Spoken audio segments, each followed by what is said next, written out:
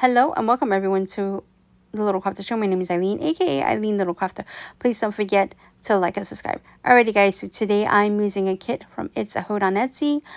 This is the WW kit and add-on from her shop. And if you use Eileen20, you'll get 20% off. Except on custom scripts and personalized items. And the code is good until September 2023.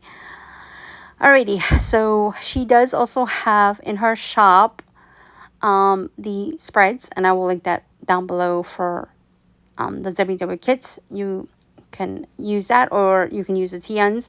This TN is from Creative Titsy Bitsy. It is a B6 TN, and it is a 5x7 TN. This one is just a monthly, and I forgot to I was just showing you in the previous clip how it looks like, and I'm also looking for my date dots, which I totally forgot. And these are the Pinnacle Sticker Co. shop.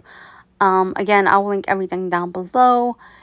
I also want to mention that I didn't get a good shot of the full monthly spread, and so I will just add a photo at the end. I'm sorry about the angle. I thought it was looking okay-ish, but then looking back at the video, I was like, but I wanted to share with you guys what I'm doing in this monthly.